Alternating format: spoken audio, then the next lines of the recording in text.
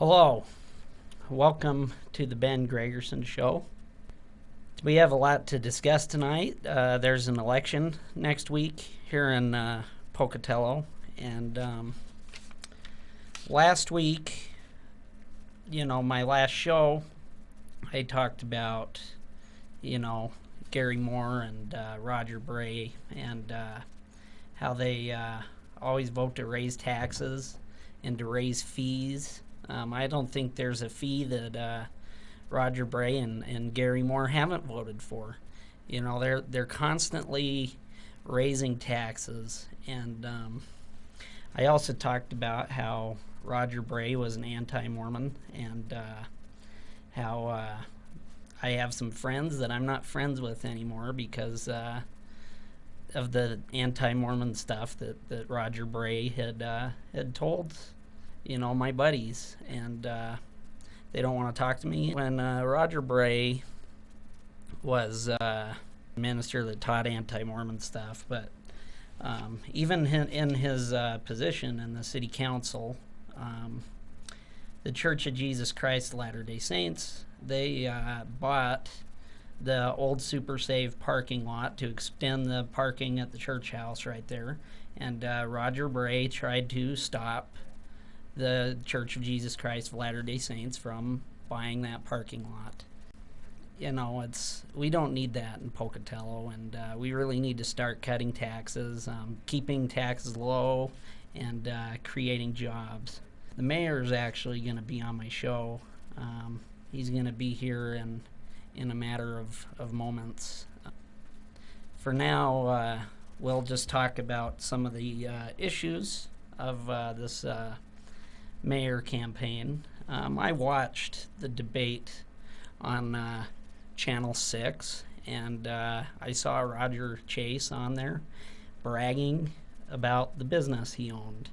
It was funny, though, because he didn't tell people what kind of business he owned. Roger Chase actually used to own a porn shop. He owned a porn shop that was by Albertsons. I don't know how many of you remember the alternative video shop there, but that used to be called Pick and Pay. You see, that porn shop was called Pick and Pay before it was called Alternative Videos. And Roger owned that, but Blad, he ran a respectable business, unlike Roger Chase. Blad, he ran an insulation business, and he's actually internationally known for insulation and training companies, on how to do insulation on people's houses. And I gotta say, I think, Blad's a really good businessman, and I think he's been a really good mayor. He's kept taxes low. He's created jobs. There were a lot of jobs that were lost, when Roger Chase was mayor, and Blad, while he's been mayor, he's created jobs. He's done, things that are good for the free market, and more jobs have come to Pocatello as a result of that. I also want to talk about Hoku here. Roger, he spent millions of dollars on Hoku when he was mayor, bringing Hoku into Pocatello. Roger bought Hoku the land and gave them basically a tax rate where they'd only have to pay $1 a year for 90 years. It was crazy, but Hoku, it went out of business, and it went bankrupt, and it's basically it's an empty factory. What it reminds me of is Obama. I remember Obama spent all those trillions of dollars on Solyndra, which was a green energy, thing, and Obama spent all that money on Solyndra, and then Solyndra went bankrupt, and all of our taxpayer money was wasted. We basically paid for a business that never went anywhere, and Hoku is Roger Chase's Solyndra. Hoku is a power plant that is it's sitting there empty, and it was a disaster and a waste of taxpayer money. Hello. Hello. Welcome to the Ben Gregersen Show. Thank you. Thank you very much for having me. Yeah, you're welcome. I'm really glad that you're here. Yeah, so you know what? So am I. I apologize. Everywhere I go, I get stopped, and I'm there for the next 45 minutes. It seems like. And so All right, that's all right. It just means you're busy, I am busy. That's right. and that's a good thing. The mayor's supposed to be busy. So. Sure enough. It's one of the bonuses of being out in the public and doing all the public events that we can. Yeah. I don't know if you know this, but during your last election, I actually went around town and passed out some of your flyers Oh, to really? businesses. Well, good. I appreciate it. Yeah, you gave my dad some of those flyers, and we both went out, Mhm. to all the different businesses Yeah. and talked to people Yeah, and gave them those. So. that's great. Well, I wish you'd do it again. Yeah, hey, you know what? I would do it again. That's good. We're ready to go. Okay. We're ready to help out if you it. need us. Boy, we're going to need everything we can get, I think. All right, awesome. Our main goal is to prevent a runoff election. Yeah, I've heard that could That could happen. That could happen. It could happen. I don't know. We'll see what happens.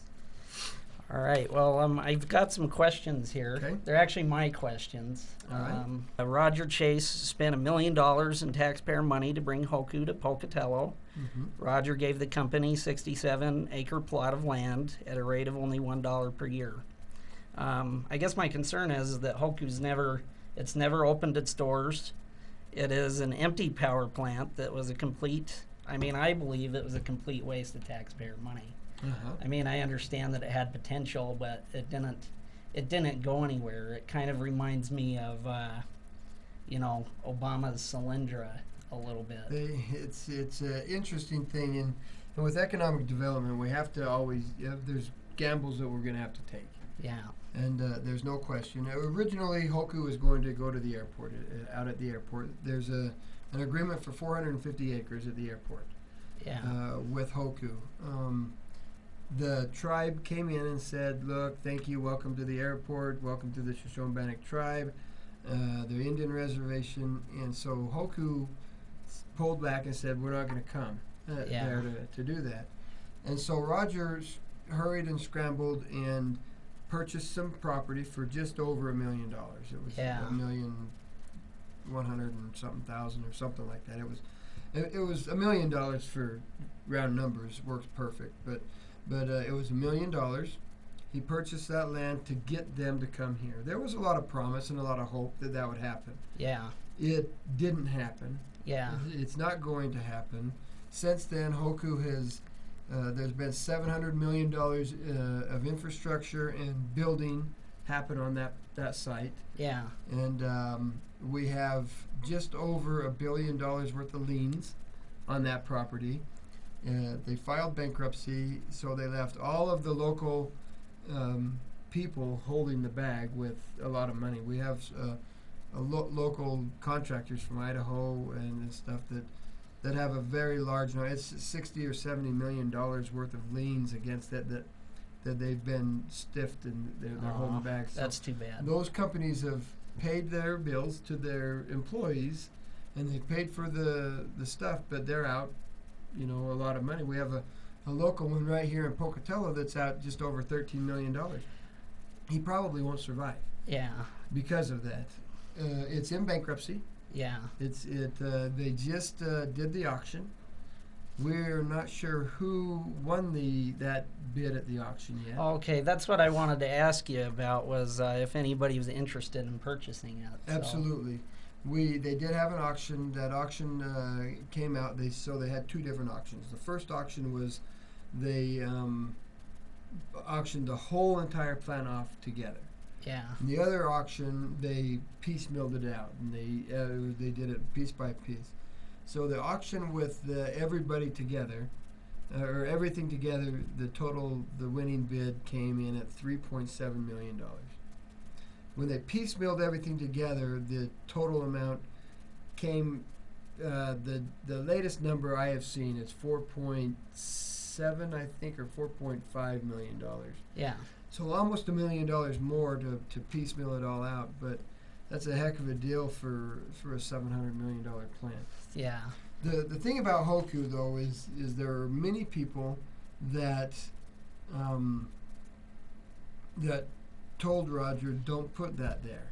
Yeah. Don't put that site there. I know our former fire chief said you don't put that there because it's got toxic chemicals. It's got waste in it that when there is a fire, not if, but when there's a fire, the prevailing winds blows those chemicals right straight over the city. Oh, wow. So it was a dangerous thing to do. It was ill-advised. It shouldn't have happened, and it's cost us a lot of money.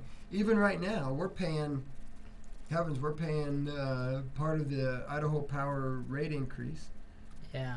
That they named Hoku as one of the number one reasons why everybody in Pocatello got an increase in our power. Oh, wow. That's part of that 25% or 23% power increase that we have, and they named Hoku as being the reason because Hoku guaranteed them $2 million worth of power being used every month. So it's a $24 million revenue source that Wow. they anticipated and they figured they would have, and that turned around and it left. And So we're all losing money on that. We're all paying for it. Everybody out there is paying for it right now. Wow, crazy. Well, I guess I just hope that there's going to be a future for the place, and I think there's going to be. It probably won't be Hoku. It will be something else, probably. Well, we're working very hard with a couple companies. One company in particular, the company that has won the bid for all of it, they want to come in, tear it all out, and leave. Well, I'm okay with that if they leave some of the buildings there and they allow us to lease those buildings out to people and even sell those buildings to people. I'm okay with that stuff. Yeah. If they help support that, but there's no guarantees they will. Yeah. And so that's a concern I have. If there's no guarantees they'll do that, then that's a concern. We do have another company that we're working with. If they can get a hold of the property, if they can do that, they will bring more businesses here. I've been working very hard with a company out of Canada that is willing to bring in as many as 12 different smaller businesses into that area, and it would create about 300 jobs. Wow, awesome. So that would be an economic boost for the community. Oh, We'll yeah, see if that happens. Well, I hope it does. That sounds really promising. It does sound promising, and he's looking at making some investments here. Cool. Well, I guess that leads my next question. How has Pocatello's economy improved during your term as mayor? Well, I think a couple ways it's improved. A couple different things have happened. Number one, we've increased our workforce. We've increased we've gained. There's a number. That number's in dispute, but I'm going to stick with my number until I'm proven differently. And that number is we have created about 2,200 new jobs over the last 4 years. Oh, wow. There's a dispute over whether or not those are right numbers or not. My opponent will argue that they're wrong numbers. I'm saying they're right numbers, and you can back it up by if you look at the Allstate building. The Allstate has they came in with 600. They've added another 240. We've got 840 jobs there. Atco came in with 120. They now have 230 plus employees there. Peterson Incorporated, when they were at the gun plant that they were at, had as low as 30 jobs. Now they have as high as 73 or 4 jobs, and we've retained those jobs. And then you look at Sportsman's Warehouse. They came, they left. All those employees disappeared when they left. We worked hard to get Dick's Sporting Goods into that area, so now we have more employees there. We've got new restaurants. We've got new businesses. The Winco that just was built, we worked really hard to retain them in Pocatello because they were leaving Pocatello. They weren't going to stay there. Oh, wow, I didn't know that. We worked hard to retain them here, and they created, when they built the new store, they hired an extra 100 people there. You have the new Ridley store that has those. And so as you look at all of the new stores and the new things that have happened, the investments that people have made into Pocatello, we have definitely added a minimum of 2,200 jobs. Yeah. We've probably added more than that. Well, it has actually seemed to me that a lot of, I guess, new stuff has been coming here, because I went on my mission, right after you were elected. Oh, okay. So I actually came back and saw all this new stuff. Oh, so you weren't here. That it makes a world of difference. You're not here when it's all happening, and all of a sudden, bam, there it is. And so yeah, I mean, when you're gone, and you come back, and it's like, whoa, look at this and look at that. And, that's right. And that's right. And another thing we're doing right now, we have, if we can make it all work and put it all together, we have the commitment of another company that's come in that will make a $45 million investment in Pocatello. That company is going to employ anywhere from 200 to 300 employees itself. We have another company we're working to get at the airport. That company is going to bring in another $16 to $17 million worth of investment, and that's going to employ another 180 employees. So there are a lot of companies out there, a lot of things out there that we are working with that quite frankly, is very promising, and we're on the short list right now. yeah. Which is surprising to me. Not that we're on the short list, but these companies we started working with in the summer. I made a trip to Southern California to try to promote Pocatello, get people here, try to do everything we can to bring economic stimulation here. And those companies, we visited 10 companies there. We had 6 guarantees that they would come. All 6 have come, plus another one from talking to those companies has come. So we've had 7 companies come up here, and 3 of those 7 right now are so committed to coming here, it's unbelievable. Wow. And it's one of them, it will employ 50 jobs. It doesn't seem like a lot, but that's 50 jobs. That's awesome. And they're good paying jobs. We have one company that is looking to come here. They want to move here so bad. It's a smaller company. They will employ probably 11 to 13 people is all. But what's important with that 11 to 13 people is their annual wage will be up in the $130,000 a year. And so that brings a lot more economic stability to the city of Pocatello. Awesome. So we've been working extremely hard to get that. I can tell you're looking pretty amazing. tired. To tell you the Well, truth. you know what? We're working hard. You burn the candle at both ends of the table, and you've got to do that. Yep, you do. I watched that debate, the one on Channel 6 and the Black Box. I watched that on their website, and you brought up the fact that during Roger Chase's term that he had not an unemployment rate, economic growth rate that was below 2%. That was population rate into population Pocatello. rate. Yeah. Well, okay. Well, I actually was kind of thought it was funny that Roger denied that, because I remember reading an article that he wrote in the Idaho State Journal when he was mayor, where he was bragging about that. He was bragging about that 1%, 1 point something percent growth that was happening in the community. And he said, we need to maintain that, because if we grow too fast, that's going to be bad for our community. Cause problems in the economy and blah, blah, blah. That was what he wrote. And I remember at the time I thought, that's pretty sluggish growth if you think about it, 1%. Well, if you think about 2010, I mean, a real poor economy, and it would be interesting to know exactly how much Pocatello has grown over the last 4 years. Yeah. But in a really poor economy, that's what we're in. Yeah. That's where we've been right now. And I think, it feels like we've grown 1%. Yeah. So it's terrible. From 2000 to 2010, every city in Idaho, every major city in Idaho grew in double digits. And when I say every major city, I mean cities that are not the top 10. He likes to run out in front and say the top 10 were this or the top 10 were that.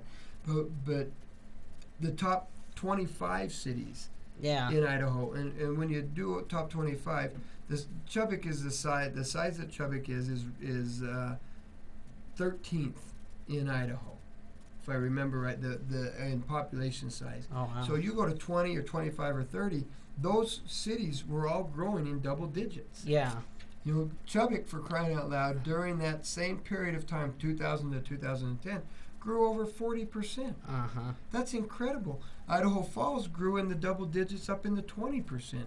Nampa, they were growing. Nampa was growing as fast as 30 or 40%, and Caldwell the same thing. Boise, I mean, all these cities were growing that fast. Twin Falls grew up in the 60% range.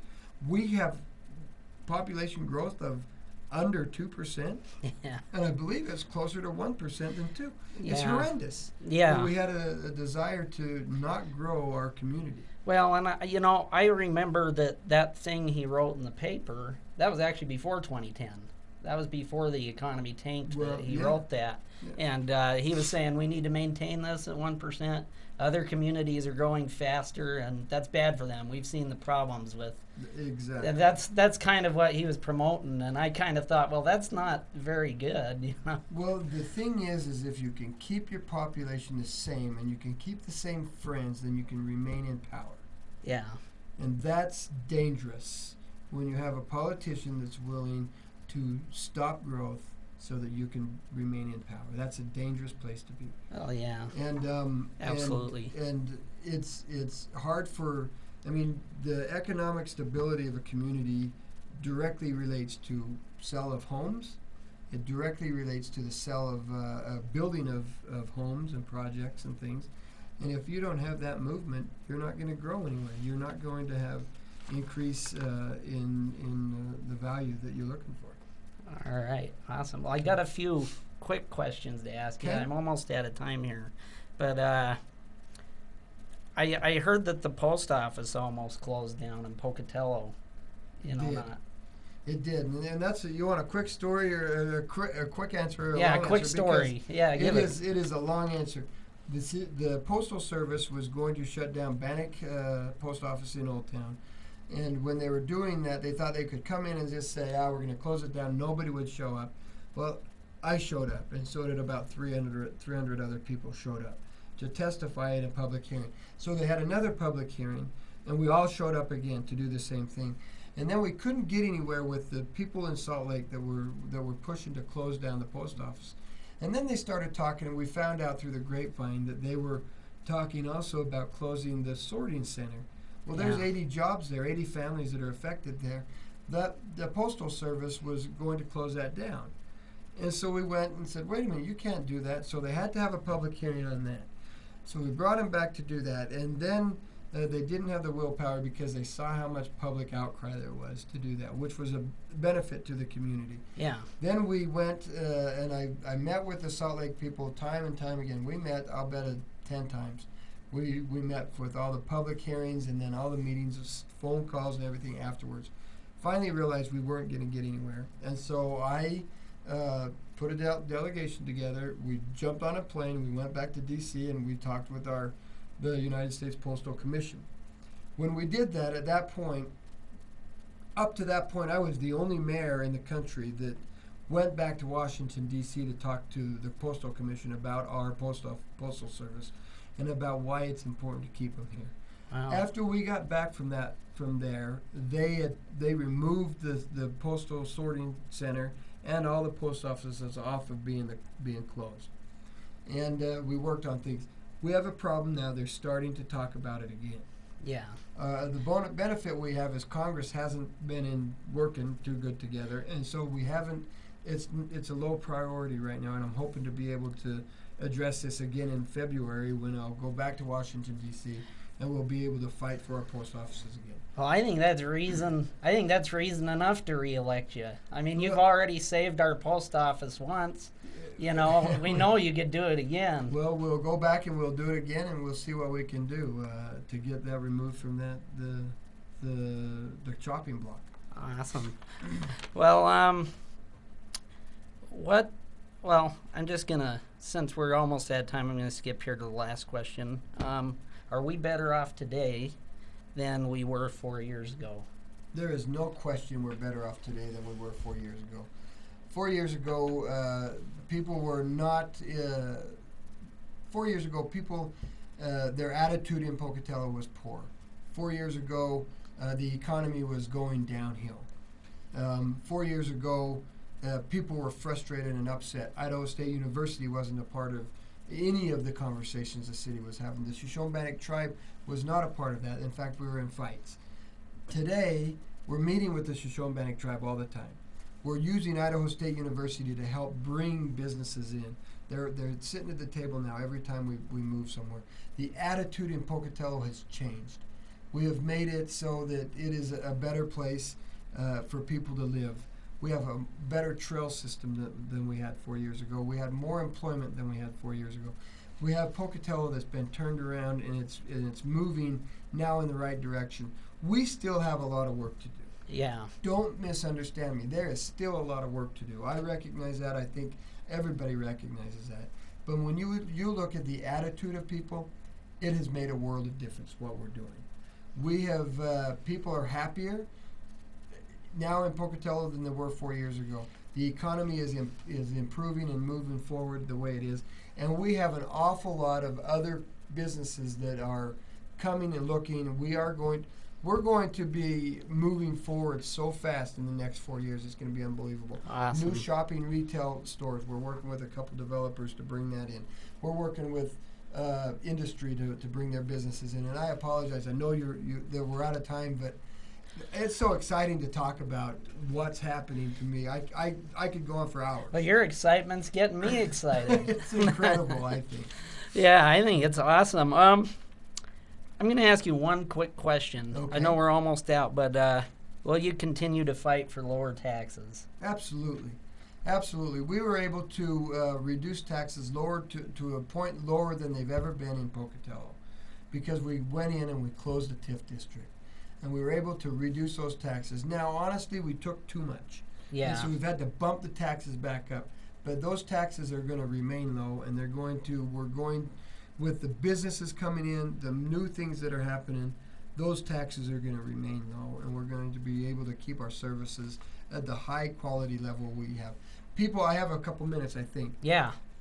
People, I have heard one thing my opponent was going after was streets. Mayor Blad has taken the budget, the street budget, and he's torn it apart, and he doesn't give that same money that I gave. It's absolutely false. The street budget has remained the same. The difference is he was getting 2 miles of road repaved and chip sealed during the time, the year that he was in office and doing that. Well, and I remember when he was mayor, as far as streets go, it seemed to me that he always repaved the same road over and over again. Well, they didn't have a real good program and a real good system. I have listened to the street department. We have implemented new ideas and new innovative things to happen. This year alone, we paved 27 miles worth of lane miles of road. Wow. Paved, chip sealed, slurry sealed. We've just all the different processes that we've used. We put 27 miles out there. Now that's an incredible difference for the same amount of money, and we actually saved money this year in doing that, because the rains, the storms that we had, we couldn't do any of the work. Yeah. And so our fiscal year ended, and we saved money, but still, with the fiscal year being cut short on both ends, early and late, we've got 27 miles worth of roads repaved and refinished, and the streets are looking great. The street department's doing an incredible job. Yeah, I think they look good. So, I've noticed the difference, and I've noticed that there's actually streets being paved now that I thought were kind of neglected before. 'Cause it seemed like I said, the same road got paved over multiple times a year, sometimes twice a year. And I thought, well, why not pave some of these roads that are starting to fall apart